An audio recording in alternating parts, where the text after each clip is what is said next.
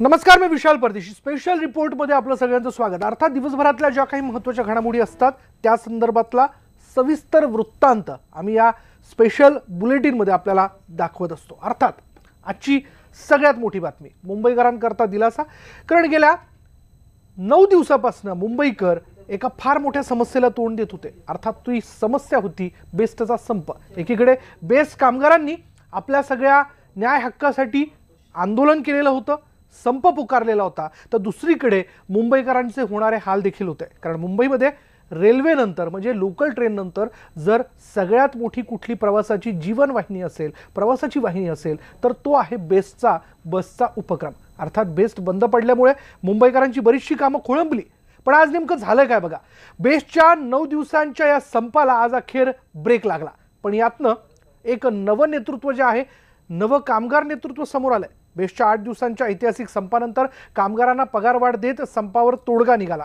हा कामगारांच्या एकजुटीचा विजय असला तरी संपाचं नेतृत्व करणाऱ्या शशांकराव यांच्या रूपानं कामगारांना नवं नेतृत्व मिळालंय। शशांकराव यांच्या रूपानं कष्टकऱ्यांच्या मुंबईत कामगारांच्या क्षीण होत जाणाऱ्या आवाजाला नवी धार मिळाली आहे।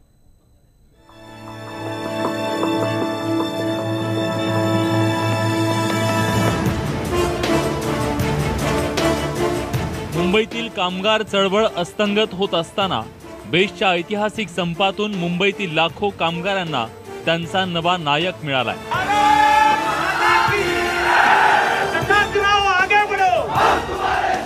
हे आहेत मुंबईतील कामगारांचे नवे राव, अर्थात शशांकराव।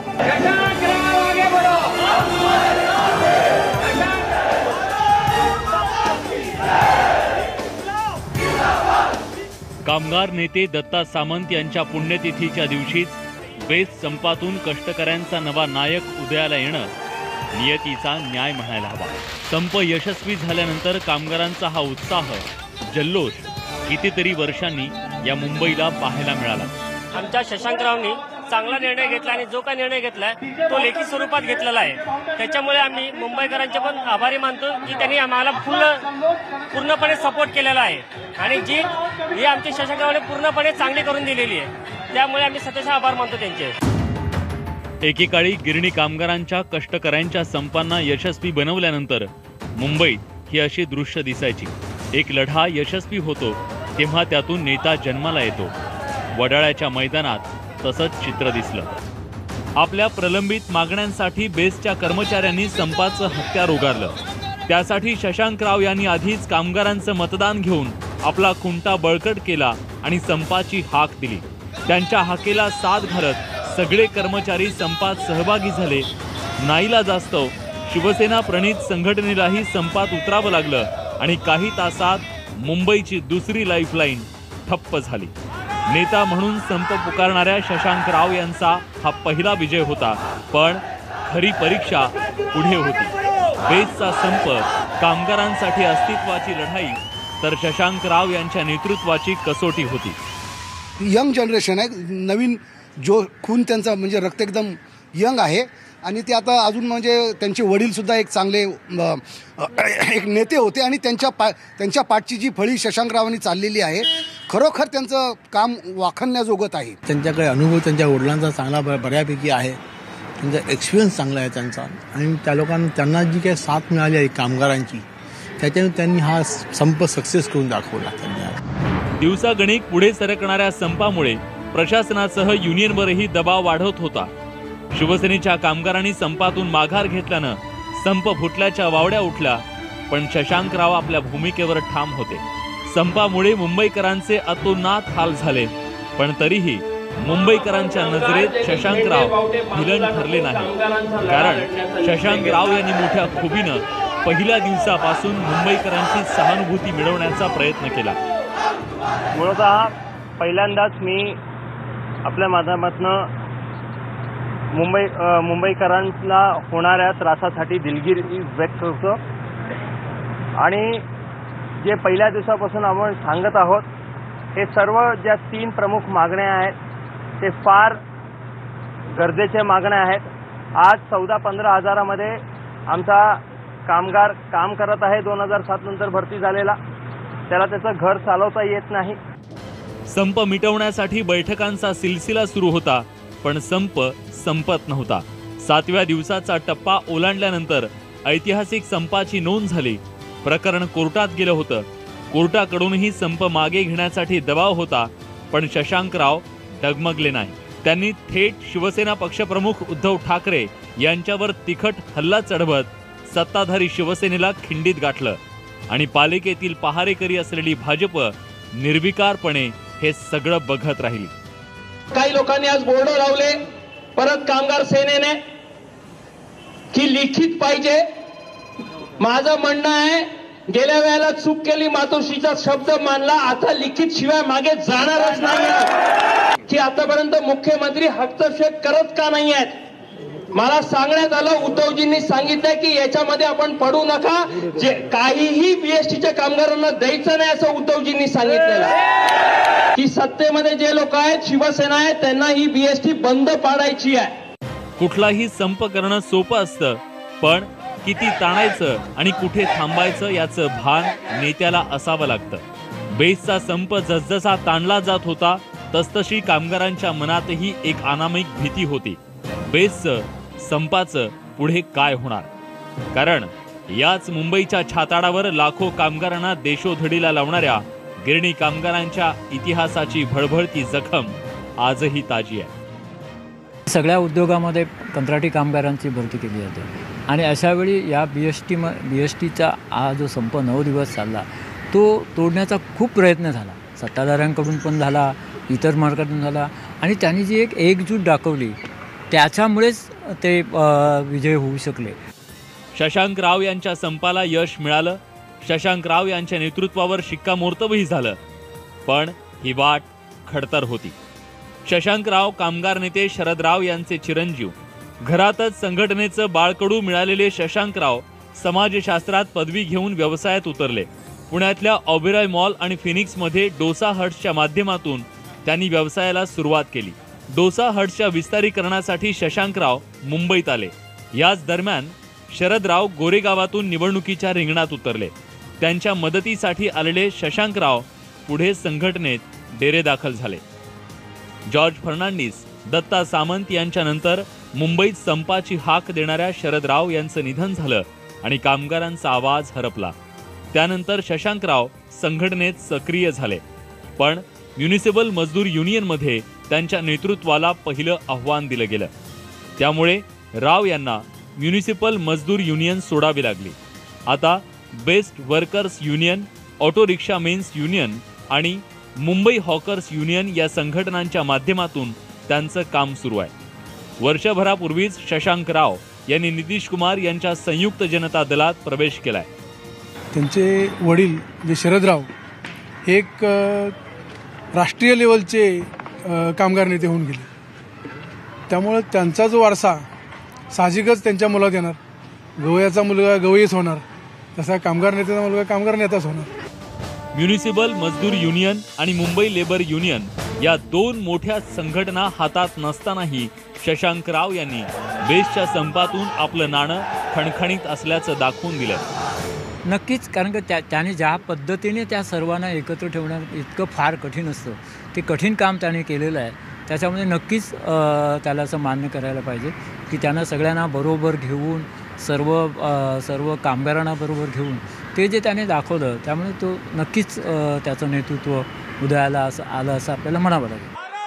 शशांकरावांनी आपल्या नेतृत्वाची चुणूक दाखवली असली तरी हा संप यशस्वी करण्यात अनेकांचे अदृश्य हात होते। गेल्या 9 दिवसाच्या काळामध्ये ज्या अदृश्य शक्ती कार्यरत होत्या, आपल्या बाजूने लढत होत्या, त्याच्यामध्ये मला सर्वप्रथम नाव घेतलं पाहिजे शिक्षकांचे आमदार माननीय कपिल पाटील साहेब, ॲडव्होकेट आशिष शेलारजी आणि प्रत्यक्ष नारायणराव राणे साहेब।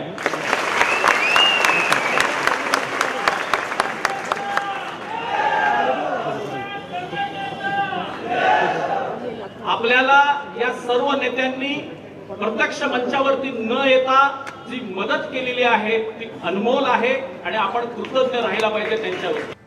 त्यामुळे शशांक राव यांचा अदृश्य हातांकडे जाण्याचा हा प्रवास तर नाही ना, अशीही चर्चा सुरू झाली आहे. गेल्या काही वर्षात मुंबईतील कामगार चळवळ अस्तंगत होत गेली. गिरण्या, इंजिनिअरिंग उद्योग बंद पडले. एक पडदा थिएटर्स बंद पडली. कामगारही एकत्र राहिले नाहीत. त्यात नेतृत्वाच्या स्पर्धेतून संघटनांच्या ताकदीचा ऱ्हास होत असताना उदयाला आलेलं हे नवं नेतृत्व कामगारांसाठी आशेचा नवा किरण आहे. पण कष्टकऱ्यांचा आवाज बनण्याबरोबरच संपाचं हत्यार बोथट न होऊ देता लढण्याचं एक मोठं आव्हान शशांक रावांसमोर असणार आहे. Bureau report, news 18 Lokmat, Mumbai. Special रिपोर्टमध्ये बघणार आहोत. बातमी आहे आधुनिक तंत्रज्ञानाचा वापर करून देण्यात आलेल्या घटस्फोटाच्या निकालाची. होय, हे खरं आहे. झालं असं की नागपूरच्या कौटुंबिक न्यायालयाने घटस्फोटाच्या सुनावणी दरम्यान व्हॉट्सअप व्हिडिओ कॉलिंगच्या माध्यमातून महिलेचा जबाब नोंदवला. ती महिला अमेरिकेत असल्यामुळं कोर्टात हजर राहून जबाब नोंदवणं तिला शक्यच नव्हतं. त्यामुळेच कोर्टानं आधुनिक तंत्रज्ञानाचा वापर केला आणि त्यांचा काडीमोड झाला. घटस्फोटासाठी व्हॉट्सअप व्हिडिओ कॉलिंग. अमेरिकेतून महिलेनं नोंदवला जबाब. नागपूर फॅमिली कोर्टात हायटेक सुनावणी. कोर्टाच्या कामकाजात आता हळूहळू आधुनिक तंत्रज्ञानाचा वापर सुरू झाला असून नागपूरच्या फॅमिली कोर्टात नुकताच त्याचा प्रत्यय आलाय. अमेरिकेत असलेल्या महिलेनं व्हॉट्सअप व्हिडिओ कॉलिंगवरून नागपूरच्या फॅमिली कोर्टासमोर जबाब नोंदवला आणि कोर्टानं त्यांच्या घटस्फोटाला मंजुरी दिली. नागपूरच्या फॅमिली कोर्टात ही हायटेक सुनावणी झाली आहे. या घटस्फोटातील जोडप्याचा 6 वर्षांपूर्वी नागपुरात विवाह झाला होता. त्यानंतर हे जोडपं अमेरिकेत स्थायिक झालं. मात्र लग्नानंतर उण्यापुऱ्या 4 वर्षात त्यांनी विभक्त होण्याचा निर्णय घेतला. पतीनं नागपूरच्या फॅमिली कोर्टात घटस्फोटासाठी अर्ज दाखल केला आणि खटल्याच्या सुनावणीला सुरुवात झाली. कागदपत्रांची पूर्तता केल्यावर नागपूरच्या फॅमिली कोर्टात पत्नीला कोर्टात हजर राहून जबाब नोंदवणं आवश्यक होतं. मात्र पत्नी अमेरिकेत असल्यामुळे ते शक्य नव्हतं. जे काही अर्ज बाकीचे आवश्यक असतात कायद्याच्या दृष्टीने ते अर्ज सगळे आम्ही मेल केले. तिने तिकडे प्रिंटआउट काढून ते नोटराईज करून पाठवले. ते आपण इकडे दाखल केले. त्यानंतर काउन्सिलर समोर कोणीच नवरा किंवा बायको कोणीच येऊ शकले नाही, कारण दोघंही परत अमेरिकेतच राहत होते. सगळ्या दोन्ही पार्टीला आणि वकिलांना काउन्सिलिंगसाठी बोलवण्यात आलं आणि काउन्सिलर ज्या आहेत त्यांनी व्हॉट्सॲपद्वारे व्हिडिओ कॉल केला. या घटस्फोट प्रकरणातील प्रतिवादी महिला प्रवासी व्हिसावर अमेरिकेत राहत असून तिला पुन्हा अमेरिकेचा व्हिसा मिळण्यात अडचण येणार होती. त्यामुळे त्यांनी व्हॉट्सअप व्हिडिओ कॉलिंगचा मार्ग स्वीकारला. ते ॲफिडेविट आम्ही कोर्टात फाईल केलं, पण कोर्टाला ते व्हेरीफाय करण्याकरता तिला व्हिडिओ कॉल करावा लागला आणि व्हिडिओ कॉलच्या माध्यमातून कोर्टाने ते सगळ्या गोष्टी व्हेरीफाय केल्या. परमनंट ॲलिमनी, आर्टिकल्स आणि तिची इच्छा जी आहे तलाक देण्याची ते व्हेरीफाय केलं आणि कोर्टात रिपोर्ट पाठवला माननीय काउन्सिलर मॅडमनी आणि माननीय न्यायालयाने, कौटुंबिक न्यायालय नागपूरांनी ते मंजूर करून तलाक दोघांनाही दिला. नव्या तंत्रज्ञानाच्या वापराला नागपूर कौटुंबिक न्यायालयानं अनुमती दिल्यामुळं हा खटला लवकर निकाली निघालाय. त्यामुळे कोर्ट आणि वादी प्रतिवादींचा वेळ वाचलाय. नागपूरच्या फॅमिली कोर्टानं व्हिडिओ कॉन्फरन्सिंगसारखी साधी यंत्रणा वापरून हे प्रकरण तात्काळ निकाली काढलं आहे. फॅमिली कोर्टाच्या या आदेशामुळे कायद्याच्या क्षेत्रात नवा प्रघात पडला आहे. व्हिडिओनी प्रशांत मोहितेसह प्रवीण मुधोळकर, न्यूज 18 लोकमत, नागपूर. अत्यंत समृद्ध संस्कृती म्हणून ताम्रयुगातील हडप्पा संस्कृती ओळखली जाते. बरं, गेल्या अनेक वर्षांपासून हडप्पा संस्कृतीविषयी संशोधन केलं जात आहे. मात्र अद्यापही या संस्कृतीच्या रहस्यांचा उलगडा झाला नाहीये. मात्र नुकतेच हरियाणात हडप्पाकालीन मानवी सांगाडे सापडले असून त्यातून 5000 वर्षांपूर्वीची रहस्य जगासमोर येणार आहेत. उलगडणार 5000 वर्षांपूर्वीचं रहस्य. हडप्पा संस्कृतीचे साक्षीदार 2 सांगाडे. प्राचीन मानवी नातेसंबंधांचा होणार उलगडा. 5000 वर्षांपूर्वी दफन केलेले हे सांगाडे अत्यंत समृद्ध समजल्या जाणाऱ्या प्राचीन हडप्पा संस्कृतीची अनेक रहस्य उलगडणार आहेत. हडप्पा संस्कृती ही जगातील प्राचीन ताम्रयुगीन संस्कृतींपैकी एक म्हणून ओळखली जाते. हे सांगाडे त्याच काळाचे साक्षीदार आहेत. हरियाणाच्या राखी गडी परिसरात डेक्कन कॉलेज पुरातत्व विभागाच्या पथकाला उत्खननादरम्यान हे 2 सांगाडे सापडले असून त्यापैकी एक पुरुषाचा तर दुसरा महिलेचा आहे. पुरुष सांगाड्याचा चेहरा आणि हात स्त्री सांगाड्याच्या दिशेला असून एकाच ठिकाणी दोघांना दफन करण्यात आलं होतं। बऱ्याचशा ज्या ट्रेडिशन्स आहेत या ठिकाणी निर्माण झालेल्या दिसतात आणि त्या पुढे कंटिन्यू होतात आणि कदाचित भारत एकमेव देश असेल की आपण आपल्याला 5000 वर्षाची परंपरा आपण अजून टिकून आहोत आणि त्याचं आपण जतन करतो, हा एकमेव देश असावा। त्यामुळे या संशोधनाला फार महत्त्वाचे येणार आहे। कोरियातील Seoul national university college of मेडिसिनच्या मदतीनं या सांगाड्यांचं विश्लेषण करण्यात आलंय। पुरुष सांगाड्याची उंची 5 फूट 6 इंच तर स्त्री सांगाड्याची उंची 5 फूट 2 इंच आहे। एकाच ठिकाणी पुरण्यात आलेल्या या सांगाड्यांवरून हडप्पाकालीन माणसांच्या नातेसंबंधांचा उलगडा झालाय। भांडी मिळालेली आहेत ती अधिक वैशिष्ट्यपूर्ण आहेत की कदाचित त्याच्यात त्यांच्यासाठी जेवण वगैरे ठेवलेलं असावं आणि काही आभूषणं मिळाले जसे गळ्यात मणी, दगडाचे मणी वगैरे मिळालेले आहेत आणि याचा ते सर्व सांगाडे आम्ही डेक्कन कॉलेजमध्ये घेऊन आलेलो आहोत आणि त्यांचं आम्ही आता क्लिनिंग वगैरे करून ती आता पुढच्या DNA ॲनालिसिससाठी आम्ही त्यांचे सॅम्पल्स वगैरे तयार करतोय। या सांगाड्यांच्या DNA सॅम्पलचा अभ्यास करून हडप्पा संस्कृतीतील मानवी संबंधांचे रहस्य उलगडणार आहेत। हरियाणातील या उत्खननात सांगाड्यासोबत दागिने आणि भांडी सापडली आहेत। इन फ्यूचर कोई नया आएगा, ना कि हड़प्पन ही नहीं, प्री हिस्ट्री, प्रोटो हिस्ट्री आगे भी हम डेवलप करेंगे टिल मिडिवल तक। No doubt is very beneficial to all over world in academic.